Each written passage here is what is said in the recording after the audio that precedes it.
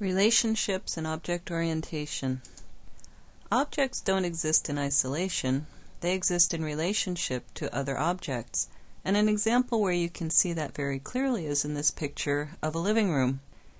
The living room furniture is contained inside the living room itself. That's one relationship. The pieces of furniture exist in relation to the other pieces of furniture in the room. That's another relationship. And then also each piece of furniture has a conceptual relationship to the kind of furniture that it is. For example, the coffee table is a kind of table. Now that is a kind of relationship is an example of a generalization. In generalization, the child class is based on the parent class. So here we have a parent class of fish, and we have two child classes, goldfish and shark. Now each of those child classes inherits the attributes and operations of the parent class. So whatever defines a fish in terms of its properties and what it can do also defines a goldfish, and it also defines a shark. However, even though the goldfish and the shark are both kinds of fish, they differ enough from each other in terms of size, shape,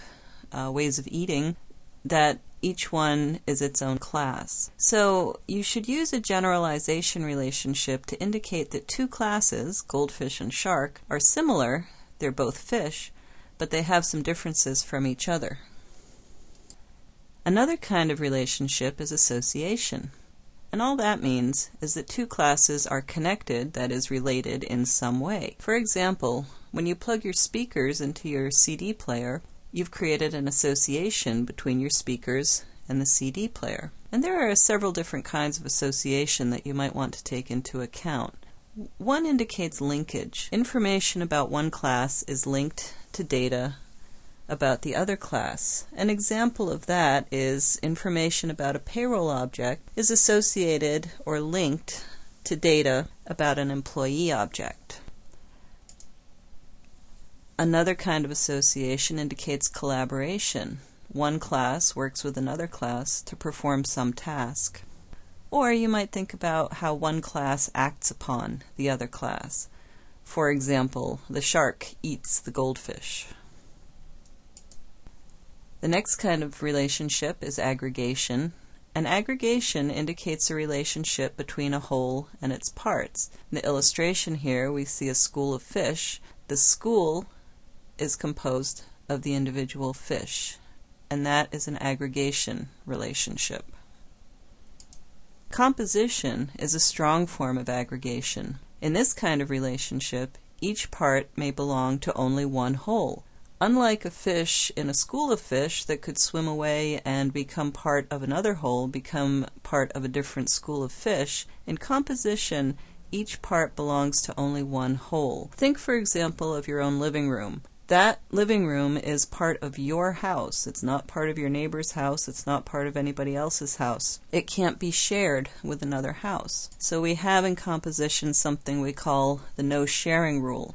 A part in a composition relationship may not belong to any other whole. And what that means is in a composition relationship, when the whole is destroyed, its parts are destroyed as well. And you can see from the illustration here how that works. When a building is destroyed, the rooms that compose it are also destroyed. And one other concept to think about in terms of relationships is multiplicity. Multiplicity shows the number of objects that can participate in a relationship. So it shows the number of objects that may be associated with each other in a particular relationship. And if you think about schools, here are some examples. One class occupies one classroom. That's a one-to-one relationship. One teacher teaches many classes. That's a one-to-many relationship. What about a many-to-many relationship? The way to think about that, to keep it clear, is two one-to-many relationships. For example, one teacher teaches many students, and one student learns from many teachers. And that helps you keep things clearer if you think of a many-to-many relationship in those terms.